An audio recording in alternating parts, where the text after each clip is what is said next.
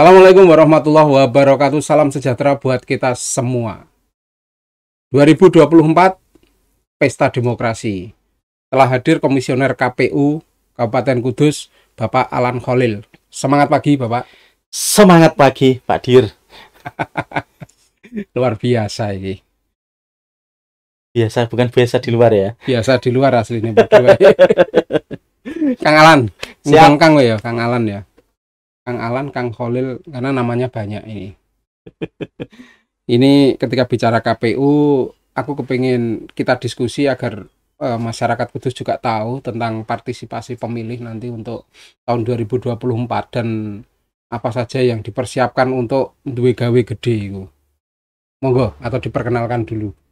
Siap, terima kasih Pak Dir. Ini kesempatan yang luar biasa ini bagi kami di KPU, diundang di podcastnya ISK.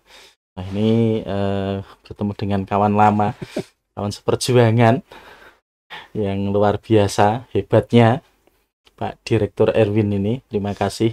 Ya, tadi terkait kepemiluan, memang ini kan sudah masanya mulai istilahnya bisa dikatakan tahun politik ya. Kenapa bisa dikatakan tahun politik? Karena memang sudah mulai tahapan terkait politik. Jadi kalau di undang-undang itu kan tahapan itu bunyinya 20 bulan kalau ditarik mundur dari pelaksanaan penghitungan suara.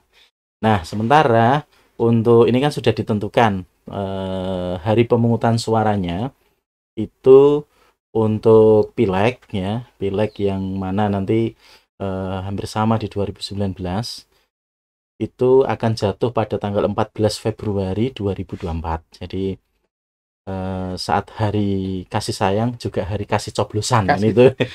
Kasih sayang kasih coblosan ya. Jadi istilahnya jangan katakan cinta kedilan kalau belum diberikan tinta dan kasih sayang kan itu. Tinta itu ya. Ya. Jadi memang kulino baper masalahnya. Nah, itu yang kita mulai tahapannya 14 Juni kemarin. Nah, itu dimulai dengan penyusunan program-program biasanya. Terus nanti ini kemarin juga sudah keluar untuk PKPU terkait tahapan dan jadwal terkait proses pelaksanaan sampai nanti di hari pemungutan itu sudah keluar, dan sebentar lagi di tanggal mulai sekitar 29 Juli ini nanti sudah mulai pengumuman dan pendaftaran partai politik. Nah, jadi diawali kok pendaftaran partai politik dhisik. Betul. Yang bakal jadi peserta di 2020. Betul. Ya. Jadi tidak semua partai politik yang sekarang sudah banyak beredar, kan sudah banyak yang mendaftar di Kemenkumham itu ya. Betul. Itu belum tentu nanti bisa ikut pemilu karena harus daftar ke kita dulu. Harus dilakukan verifikasi dulu.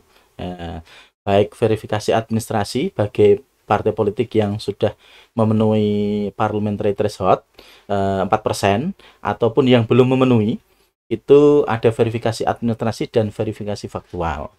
Nah, itu nanti kita prosesnya dari Agustus itu sampai nanti di penetapan partai politik sekitar bulan Desember. Itu nanti kita itu bulan Desember 2022 ya? Ini. Nah, termasuk setelah kita menetapkan ini partai politik peserta pemilu, itu nanti kita habis itu penetapan dapil gitu. Jadi kayak di Kudus sendiri ya, ada perubahan ora dapil. Nah, ini menarik. Ini menarik. Kemarin soalnya juga lagi geger-gegeran di beberapa partai politik, terutama ada sejumlah partai politik itu yang wah, ini gimana ini, katanya kok ada informasi perdapil nanti berubah, perdapil per kecamatan kayak gitu, atau perdapilnya sama. Nah, ini yang kemarin kita sudah sosialisasi sebelum tahapan dimulai, kita sudah muter ke beberapa partai politik yang ada di Kudus. Hampir semua yang sudah terdaftar di Kesbangpol maupun partai politik yang ikut pemilu 2019 kemarin, kita datangi satu-satu, kasih sosialisasi juga. Jadi ketika penetapan dapil nanti, apakah dapilnya berubah atau tidak, itu biasanya kita sebelum penetapan dapil kita melakukan uji publik yang juga dihadiri oleh dari peserta dari partai politik dan juga para stakeholder yang lain di uji publik itu nanti kita paling tidak seperti apa sih keinginan dari partai politik, seperti apa keinginan dari masyarakat. Tapi tetap ada masukan dari mereka juga ya. Betul, ada masukan terkait itu. Karena untuk menetapkan dapil itu kan kita juga ada PKPU-nya tersendiri, ada aturan sendiri. Salah satunya kita harus menggunakan 7 prinsip, terus apa-apa itu ya, itu banyak hal itu yang nanti kita terapkan di situ. Nah, apakah dapilnya berubah atau tidak itu nanti bisa kita ketahui setelah hasil uji publik dan setelah kita di tahapan penetapan dapil itu nanti sekitar Desember. Kita memang untuk dapil di kabupaten itu kita bisa mengusulkan ke KPU RI. Beda dengan dapil di tingkat pusat sama di tingkat provinsi. Itu dapilnya sudah diatur dengan jelas di undang-undang. Tetapi untuk dapil di tingkat kabupaten itu keputusan memang di KPU RI, tetapi atas usulan dan masukan dari KPU kabupaten. Baru nanti ditetapkan oleh KPU RI.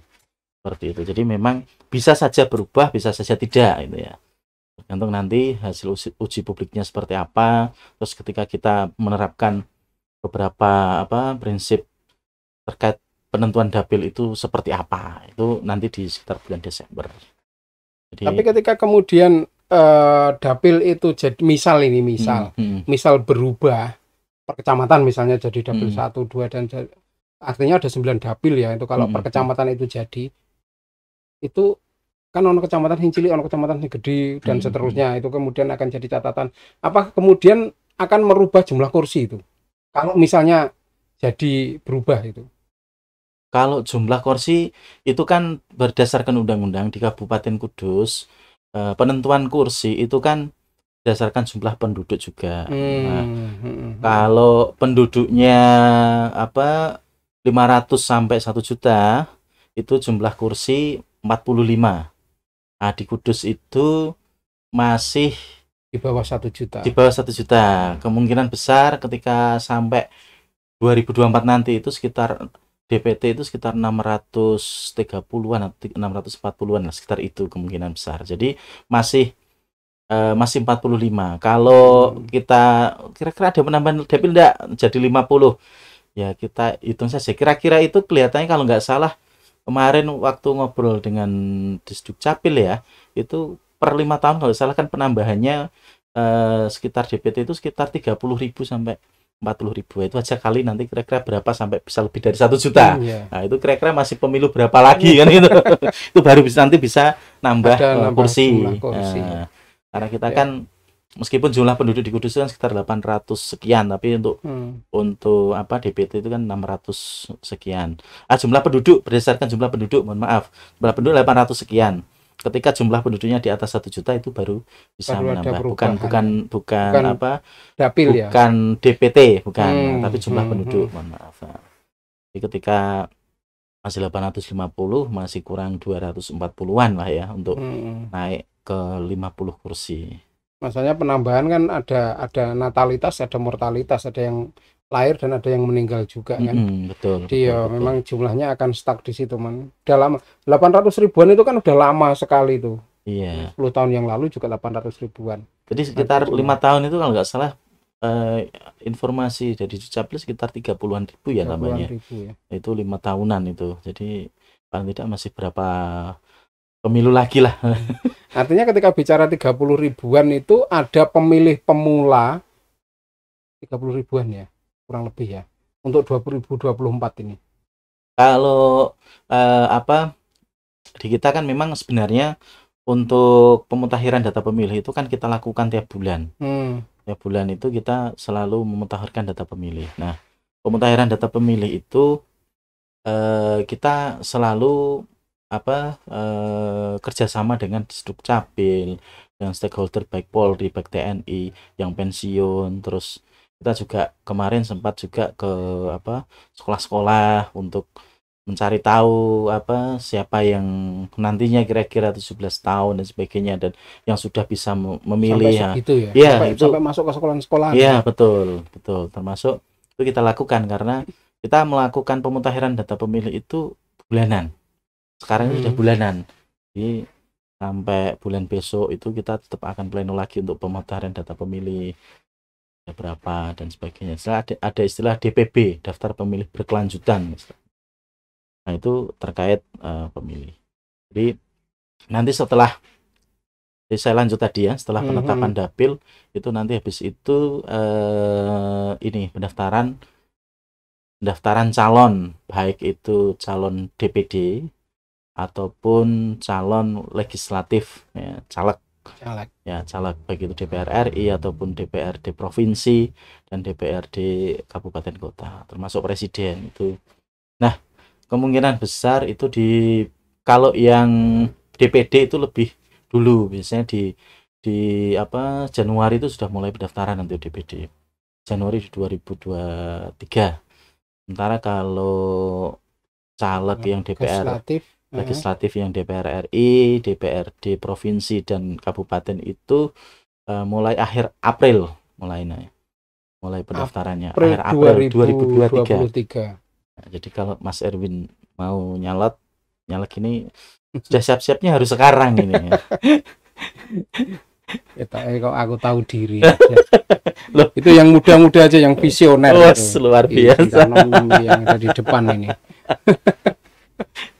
Karena kita aroma di 2024 nanti kita lebih banyak aromanya anak muda. Wong barang kok. Tapi memang luar biasa ya, maksudnya karena pemilu besok itu kan kita pemilu serentak. Yang pertama di tanggal 14 Februari itu kan kita 5 surat suara, 5 surat suara seperti 2019 kemarin. Jadi nanti masyarakat itu akan memilih presiden, DPRD provinsi, DPRD kabupaten, DPR RI yang pusat sama DPD. Lah nanti di tahun yang sama tanggal 27 November 2024 kita akan memilih bupati dan juga gubernur. Jadi sisi juga itu ya, bupati gubernur dalam jadi satu hari itu ya. Di hari itu kita dapat 2 surat suara itu, baik yang pilbub atau pemilihan bupati itu sama pilgub pemilihan gubernur. Nah, kita istilahkan kalau pilkada itu kita istilahkan pemilihan di situ. Itu nanti di tanggal 27 November 2024. Jadi umpama aku nyalon pileg wis dadi, terus kemudian aku pengen nyalon bupati, aku harus mundur dong ya. Logikane untuk aturannya memang gitu saat ini. Jadi memang diatur di Undang-Undang 10 tahun 2016 itu memang bagi yang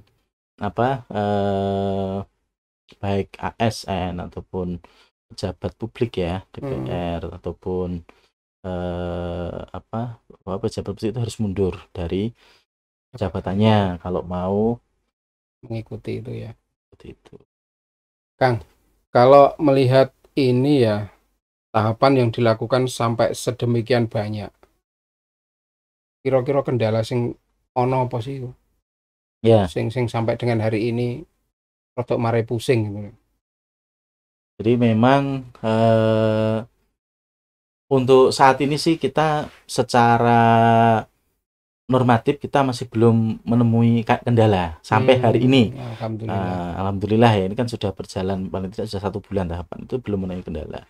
Hanya saja biasanya itu memang kendala kita yang pertama paling urgent atau yang memang butuh penanganan yang serius itu yang pertama memang di logistik biasanya. Itu di waktu mepet-mepet itu.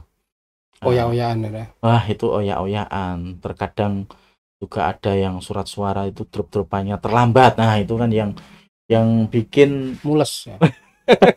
bikin pusing kadang itu.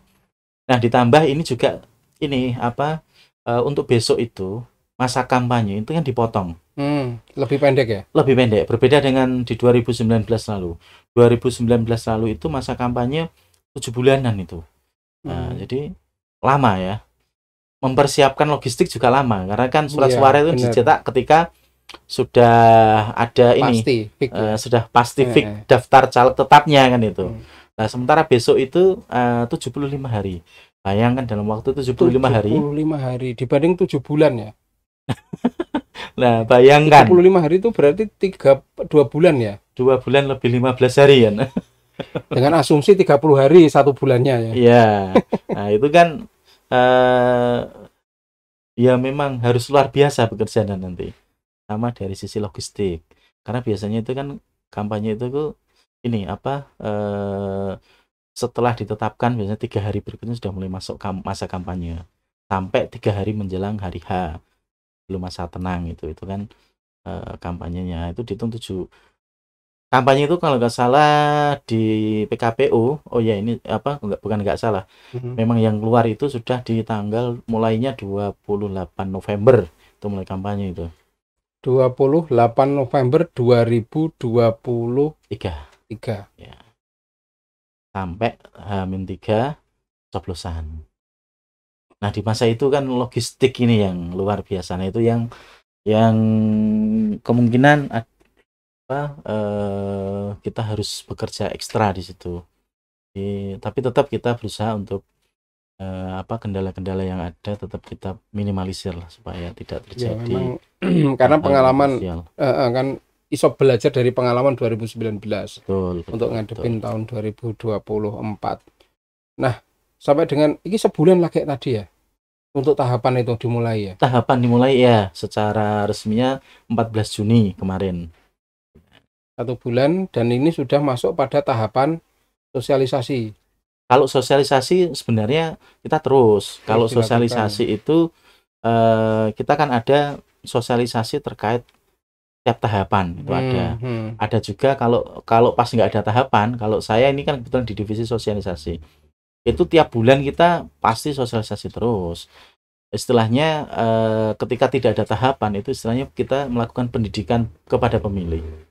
Jadi kita tetap muter ke pemilih-pemilih baik pemilih pemula di sekolahan atau di tempat-tempat yang lain. Termasuk saat COVID kemarin itu kita masih sempat beberapa kali kita harus sosialisasi melalui webinar. Kita manfaatkan medsos-medsos kita itu yang selalu kita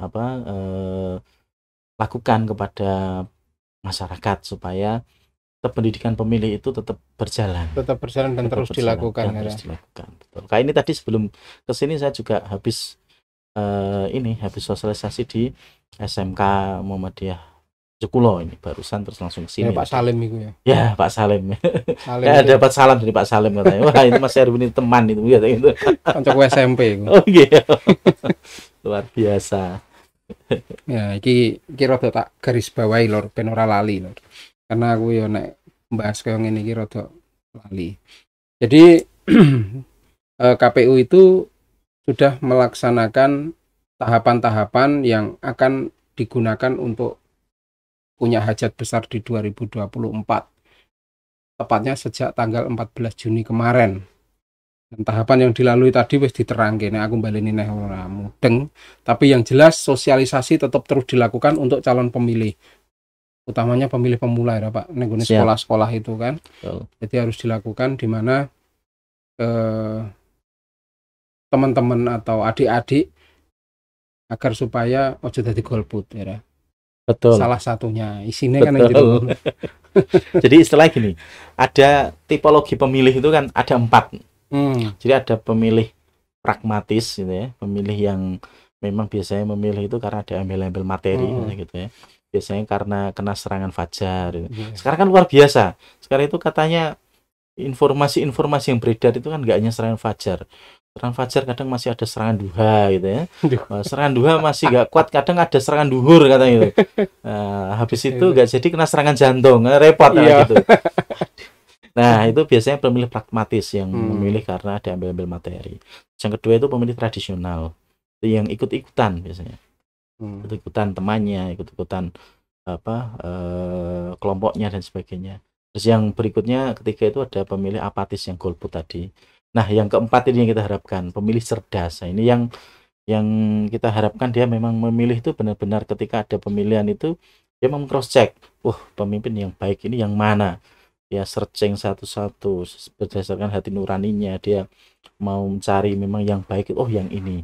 Nah ini akhirnya dia memilih karena kesadarannya, karena dia sudah melakukan cross check sana sini. Sekarang kan mudah untuk meng-cross check Mas Erwin nyalek, wah kita cross check, tinggal searching aja via Google. Kalau nggak mau ngetik kan tinggal ngomong aja Mas Erwin gitu, Pak Dir gitu.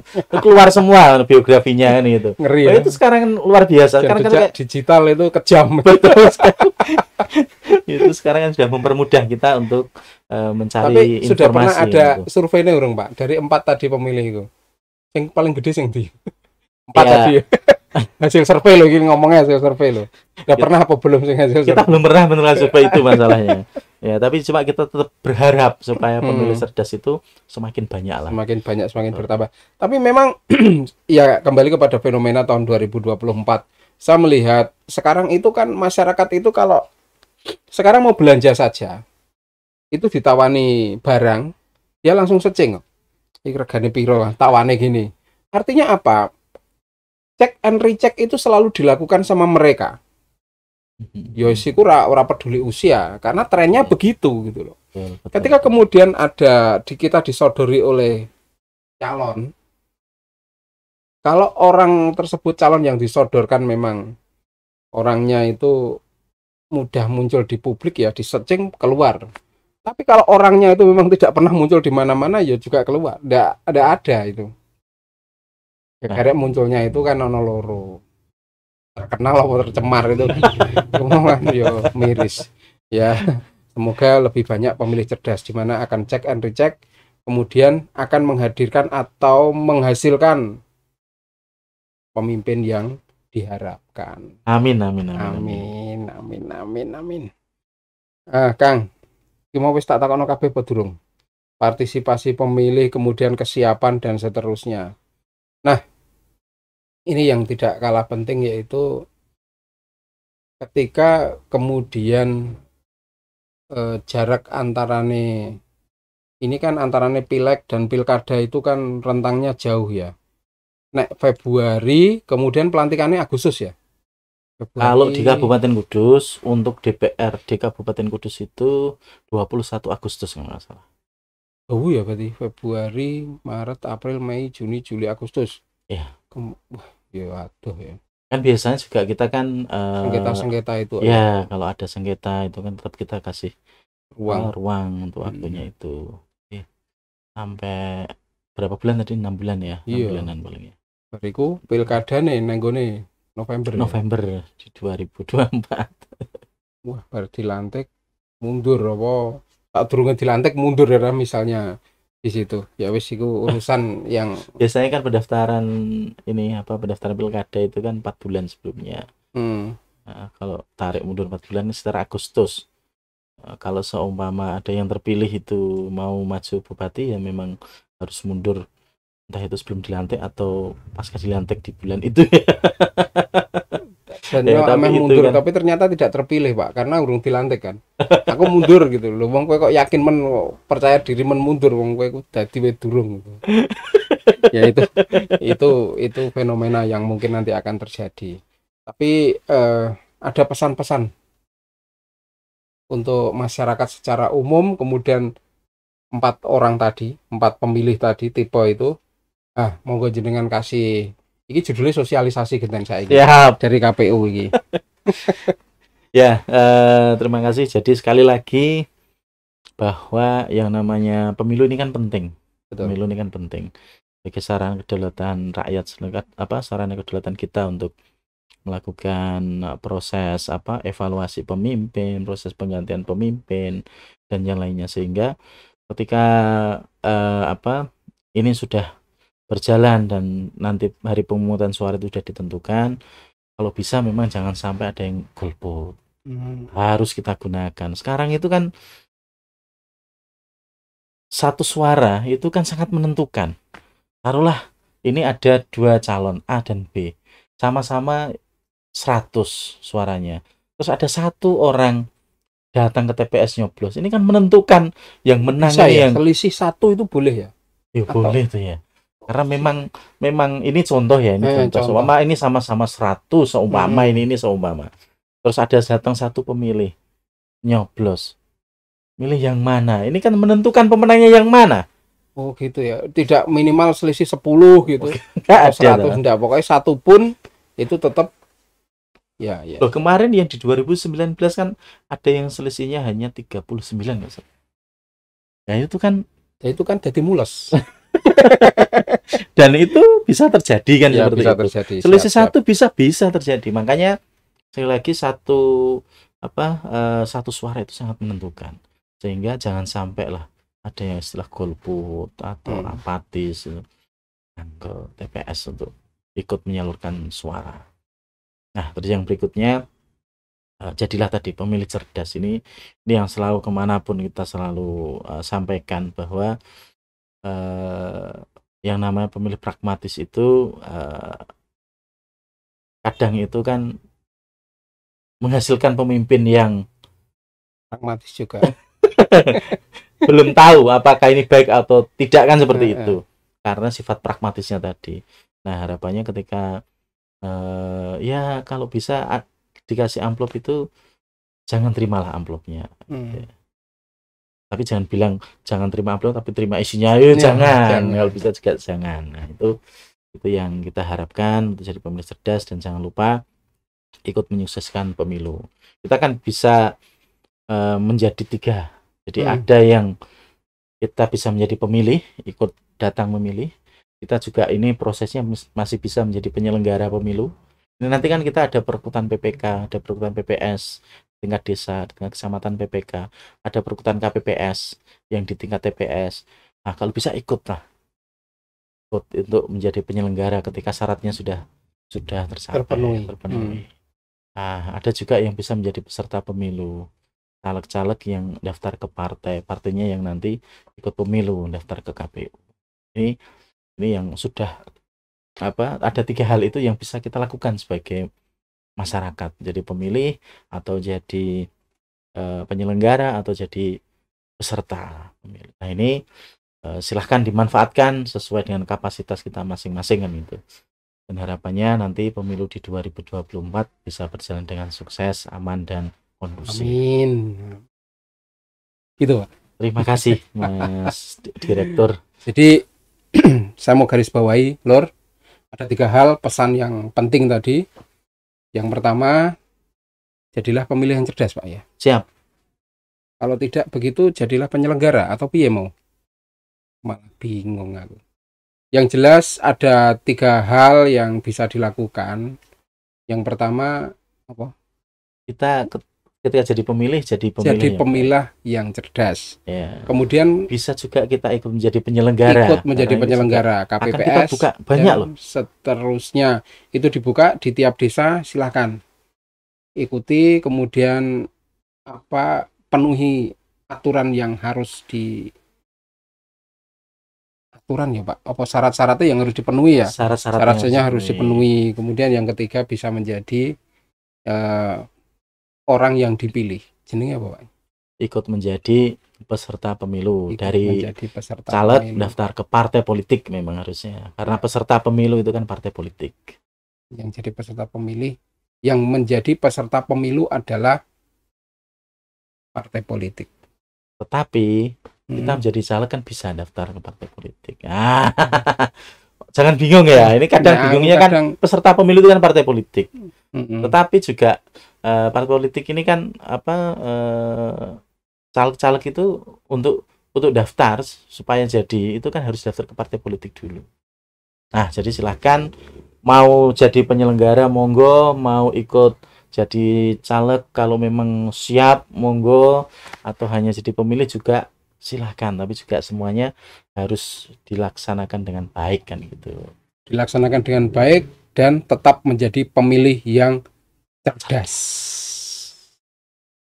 Itu nanti kita akan bahas lagi yang lebih jauh selama KPU nanti ada waktu untuk sosialisasi dan banyak hal yang ternyata masih banyak hal yang aslinya tak takokno, Lur.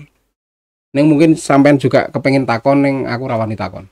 Ya mungkin nanti kita bahas di kemudian hari. Assalamualaikum warahmatullahi wabarakatuh. Waalaikumsalam warahmatullahi wabarakatuh.